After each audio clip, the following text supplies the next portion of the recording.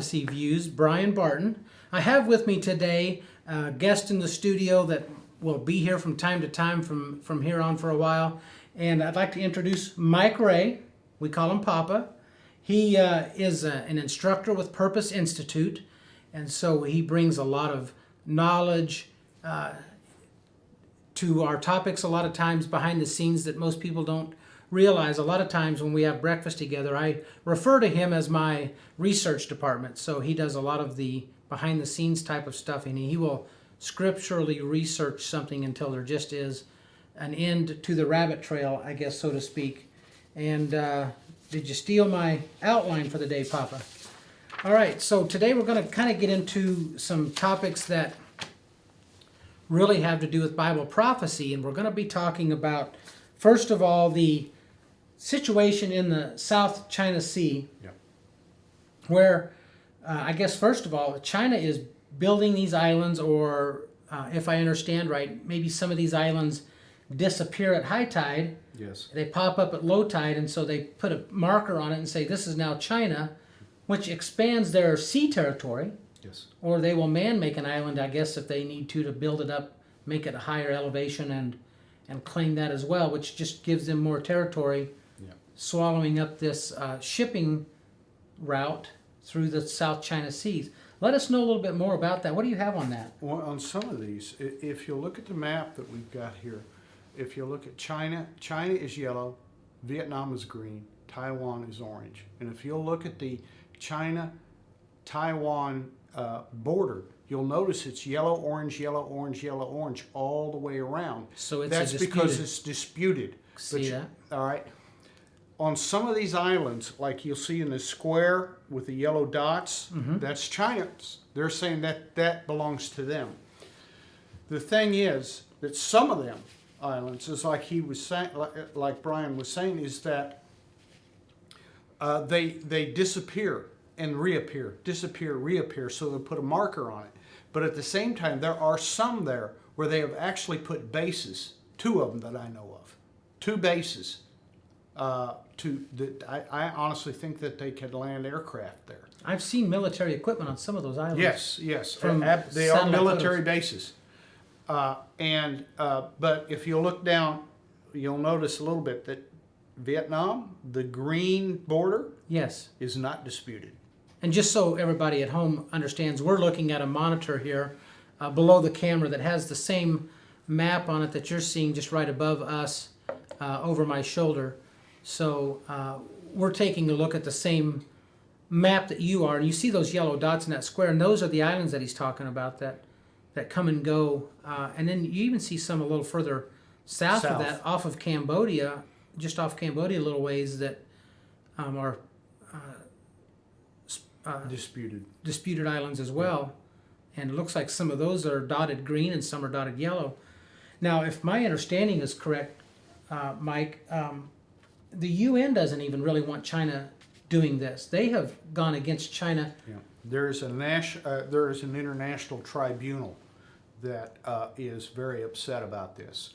This waterway is an amazing right of passage for ships to go back and forth from China, Taiwan, and in Vietnam and all that. They're wanting to get that stopped. They want to control it completely. If you look in the smaller or the larger square box, you'll notice that there's one island that's orange. Taiwan owns it. The rest are Vietnam and a few Chinese. And these 1, 2, 3, 4, 5 dots, 6, 7, 8 dots that are in there, those islands are what's being another portion of what's being disputed heavily. Even Vietnam is getting upset about it. And the reason that I bring this up as a topic, just so everybody is aware, there's a 6th trumpet war that's coming up. That's the next trumpet to happen in Revelation. And it talks a few points about this war, that 1/3 of the human race will end up being killed at the culmination of this war. But we know from other scripture later on that certain nations that are around and not around that aren't mentioned. And the funny thing to me is that if you're going to have 2.8 billion people killed, China is never mentioned in Bible prophecy as far as from our time frame on out. It was mentioned in some earlier verses, what we would call history. But, John, one of the prophet, Paul, was told not to go to Asia and minister. So China was mentioned in certain ambiguous terms in Scripture. But when we look at what we would call prophecy, China is not mentioned. And I find that very fascinating. We know that one of the armies that will participate in this sixth trumpet war will be able to field an army of 200 million soldiers, is what the Scripture says. It calls it 200,000. And there's only a couple of countries that could do that, India being one, which is, we're going to get to that in just a minute, but they're heavily clashed with China right now. They share a border with China, and they're kind of at odds with China. Not kind of, they are definitely at odds with China. But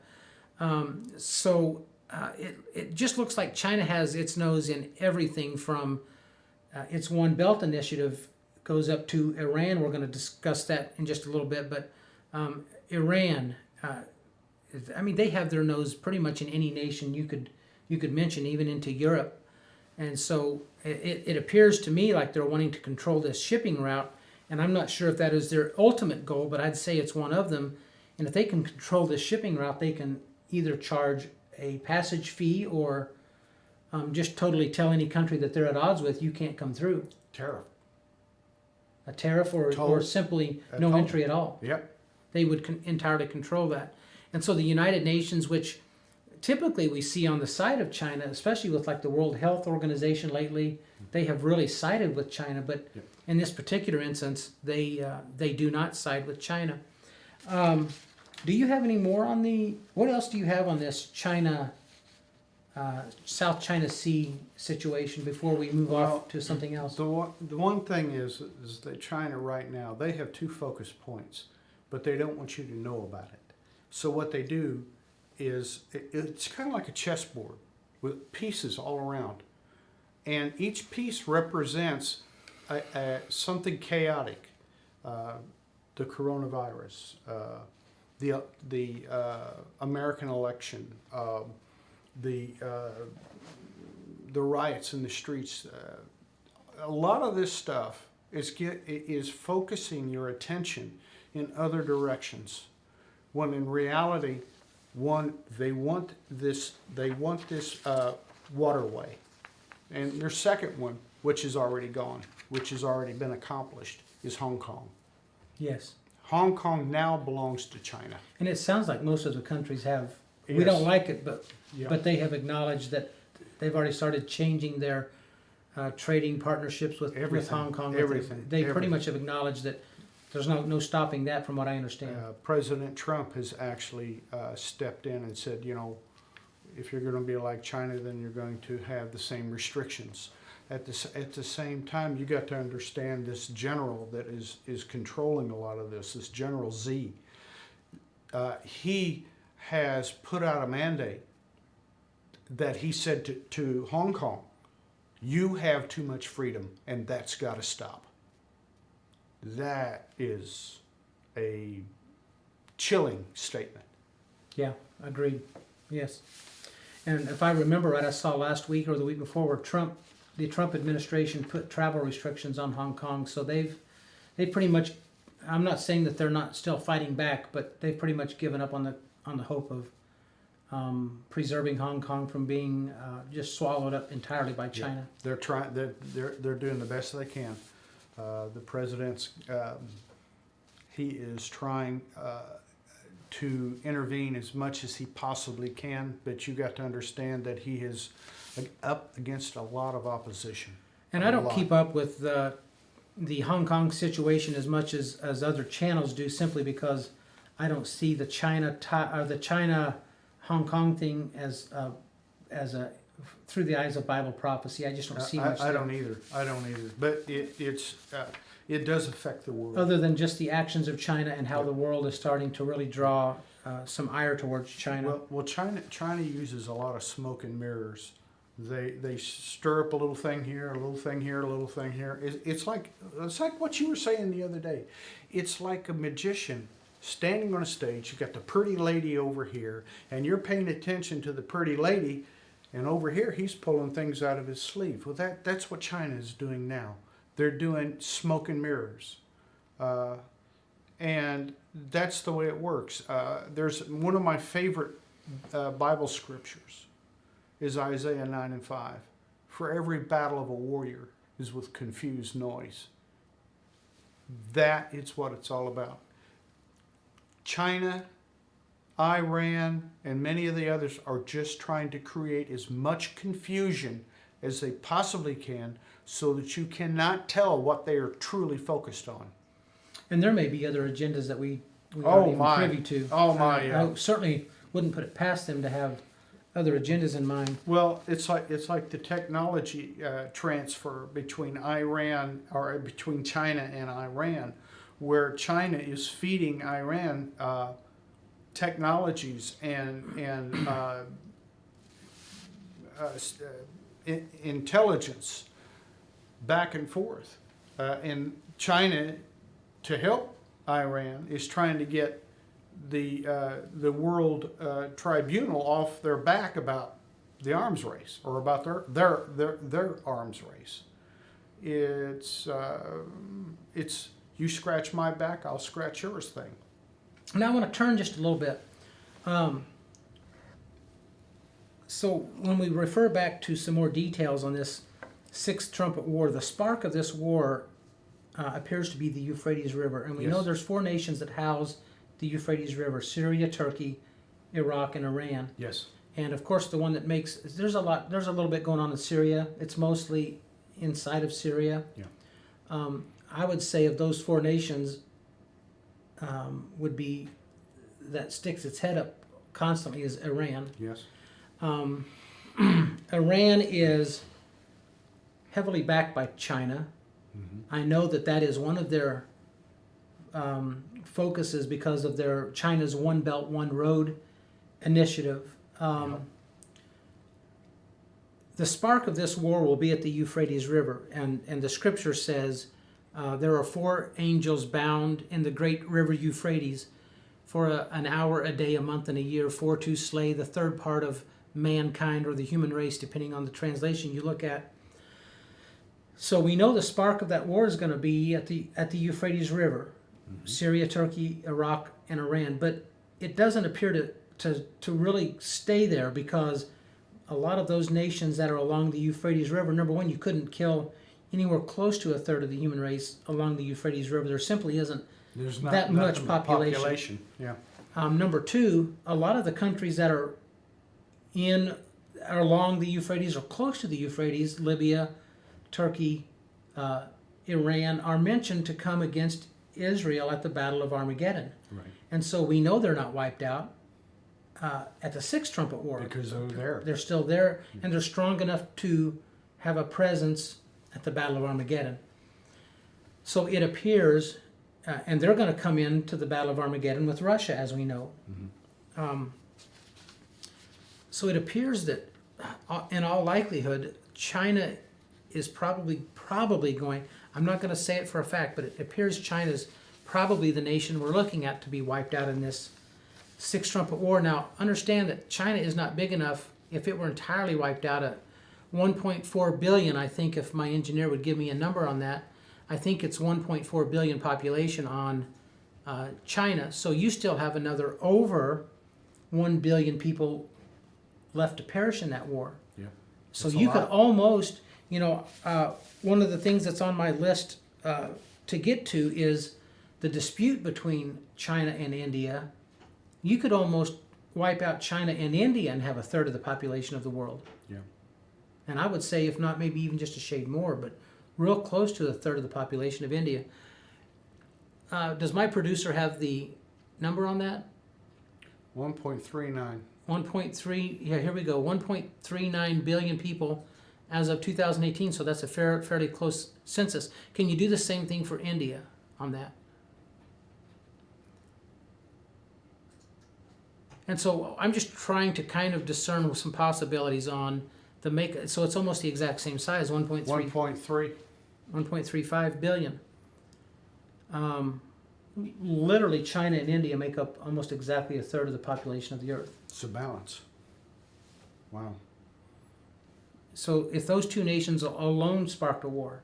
Now, I truly believe, just for the audience at home, I truly believe that the United States will probably be the other side of that as far as wiping out of China, or wiping out of this, will be heavily involved, I should say, in this war, because we just seem to get involved in a lot of the world's politics. But wouldn't it be nice if us being in the United States, I know some people that tune into this that are in other countries, but it would certainly be nice if Donald Trump continued down his road of kind of getting out of these endless wars and not sticking his nose. But he is also kind of an intimidator. Oh yeah.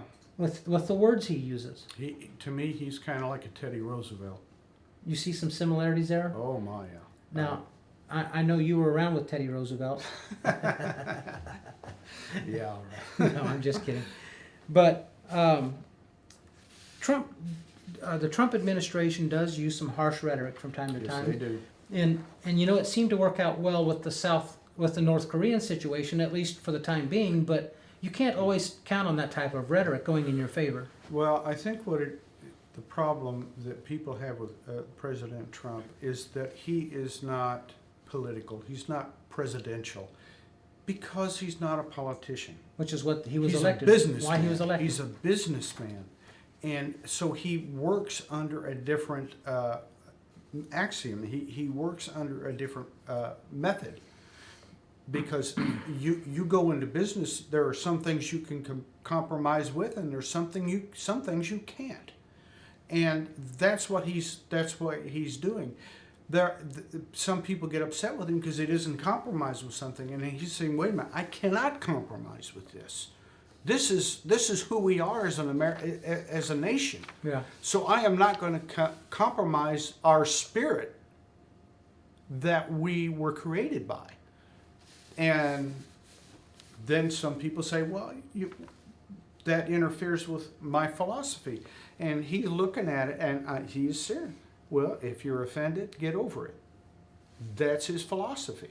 He's a businessman, not a politician. Yeah, totally agreed. That's well put. Just to touch real quick, you said you didn't have a whole lot on the India-China situation. No, I didn't have much on the Indian-China thing. I'm sorry about that. No, that's okay. The article that just came to my mind, so I'm keeping an eye because India is a nuclear nation and they are at odds with China in the recent little bit. So there's a disputed there's a dispute as to where the border is between India and China, and literally it's not by a whole lot, but there have been troops stationed on both sides of this supposed border for quite some time, long enough that they have developed roads and encampments and things of that nature. Well, recently, China sparked, and I was reading an article right before we came to set on this. India believes that China did this intentional to spark this conflict.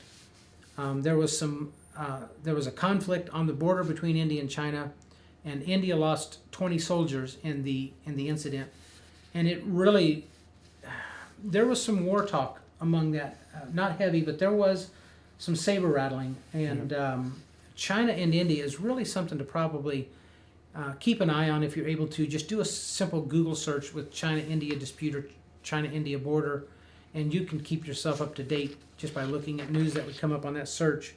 It is something that we're going to continue to follow closely here at Prophecy Views. So I'm sure that you probably are familiar with, in the last couple of weeks, Iran has had some mysterious explosions going on. Yes. And they seem to be linked back to Israel. And of course we support Israel heavily. Yes, we probably more than any other country. Probably more than this administration, probably more so than any administration that we could go back to Yep. in memory, which is prophesied that we, and if you look in Revelation 12:14, it shows the Yes. woman, the nation of Israel, being protected by two wings of a great eagle, and protected and nourished from the face of the serpent, from the face of this one world beast entity that's going to come against Israel at the Battle of Armageddon. So it shows us in a very tight alliance. And you know, most of the presidents that we've had, and I've stated that on this show, most of the presidents that we've had in recent history that you can go back to, at least past Carter, would stand up for the nation of Israel, but not when the chips were down. They would stand up more for the United Nations than for Israel if it came down to it. Yeah, in my terms, they would speak and they would say that they support, but they would never take action on what they are saying at all until President Trump. He has done amazing for Israel. He's defended them against a lot of opposition. He even moved his embassy from Tel Aviv. Tel Aviv, Yeah. thank you. Yeah. From Tel Aviv to Jerusalem. That was a And tremendous move. And to me, that embodies the scripture of 12:14, Revelation 12:14. Absolutely. That is almost what that scripture paints, is in defiance of the United Nations one world beast. Yep. The United States stands with Israel. Absolutely. And I think that move was prophetic in that sense. Don't you agree? I agree. Absolutely. That was to me, that was President Trump saying, we used to say that we support you. Now we're taking action to do so. We are on the side of Israel.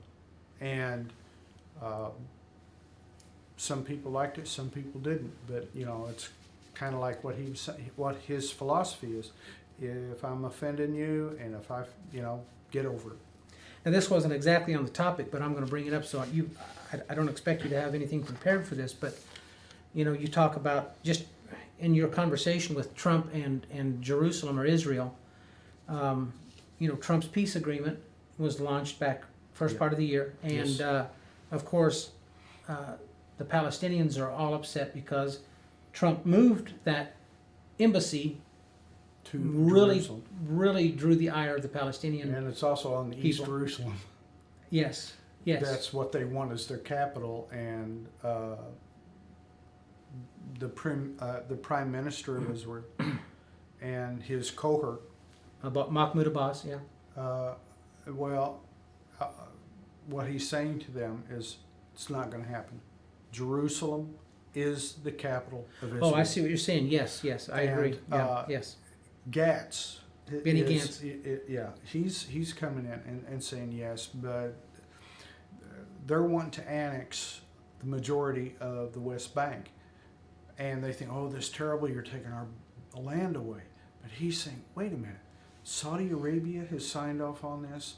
Many other countries are signing off on it. And they're willing to put billions and billions of dollars into the infrastructure of the West Bank if this happens. They're wanting to put businesses, corporations, giving the Palestinians jobs that they've never had before, homes they've never had before. That's what Israel's trying. Israel's not trying to tear down the West Bank. They're wanting to build it up. Right. Do you think that would cause the Palestinian leaders to lose a little control if there was that type of an economy there? Because they've referred to it as wanting to make it the Singapore of the Middle East, putting that kind of money into it. Absolutely. I'm wanting to go back to the man before Abbas, who was he had other countries had invested in the Yasser PLO. Arafat. Yasser Arafat. They had invested like $14 billion. Where did all that money go? Where did it go? Yeah. It went into terrorist organizations. Yes. Paying families that if they send their son out to commit murder, that they would get reparation. And but that's only a tip of the iceberg. That wouldn't even be maybe 500-600 million. Right. Where'd the other Yeah, where'd the isn't that other awful go funny? to? We don't know. But Yeah. it's disappeared. But what But the leaders have become wealthy. What President Trump is trying to do, and Saudi Arabia is trying to do, and several others, is to build the infrastructure up. Some of these people are living in shacks. Yes. They want them living in, just like America in the 50s, 2 cars in every garage. That's what they're wanting to do.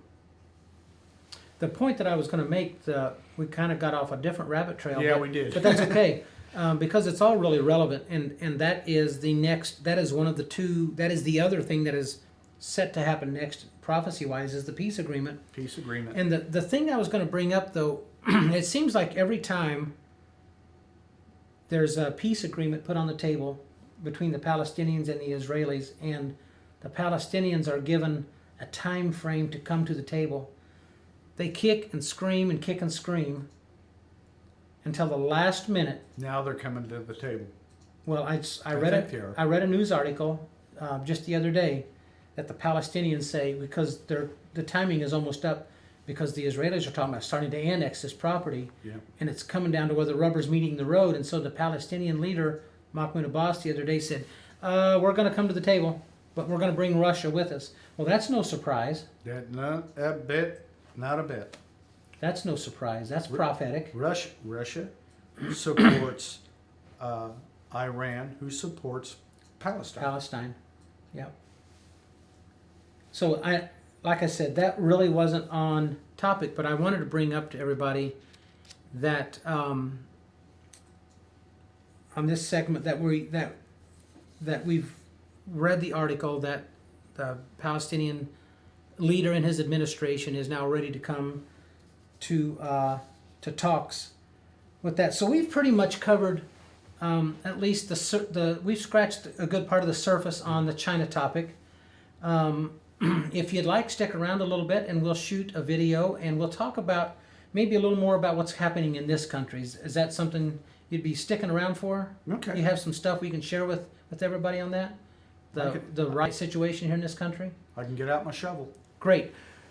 We're going to cover that a little bit more. Thank you for taking your time with Prophecy Views today. Again, we're here with Brother Mike Ray, and we're going to share a little bit more with him in another video, so stick around. Thanks for being here. God bless.